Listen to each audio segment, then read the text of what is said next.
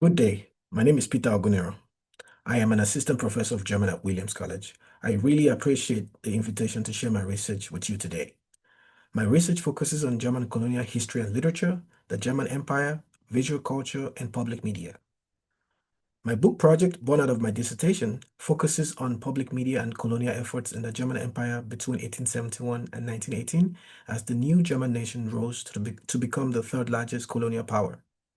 I examine how this public media created and sustained the idea of a colonial author through their coverage of colonial events, travels, exploits, its administrators, using fiction, poetry, sketches, and caricature as the media blended nationalism with colonialism for the German readership of different identities.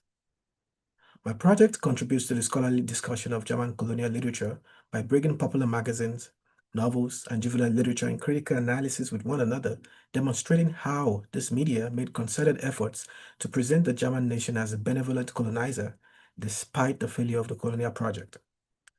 This colonial misadministration would lead to the first genocide of the 20th century, where the hero and Nama were massacred. To this end, I examine novels by authors such as Gustav Frenzen, Helena von Falkenhausen, Henning Koch, and Karl Falkenhorst, whose works address young boys and girls, as well as older men and women, as I read closely for how they imagine, racialize, and stereotype the colonial subjects to reinforce nationalistic sentiments among the readerships. I also examined German publications and voices against colonialism, who were less popular yet took stands against the genocide in German Southwest Africa and the events leading to it.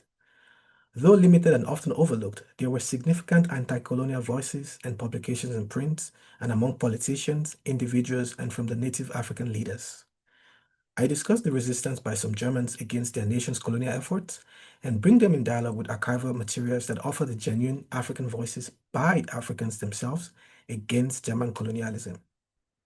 Using the testimonies of survivors and diaries of African leaders such as Hendrik Witbooi and Samuel Maharero, I also offer a counter-narrative against Africans as the transgressors as I examine how Africans organized and demonstrated resistance in the primary literature offered by these leaders. The juxtaposition of magazine publications and stories to one another, using the fundamental questions about nationalism, helps trace both colonial fantasies and realities read by boys and girls, men and women, and most importantly, offers a look at the unforeseen expectations of natives' resistance as they were mediated and managed in the media during and after when the massacre happened. I appreciate the GSS Food for Thought initiative for this opportunity to briefly share my research with you. Thank you for listening.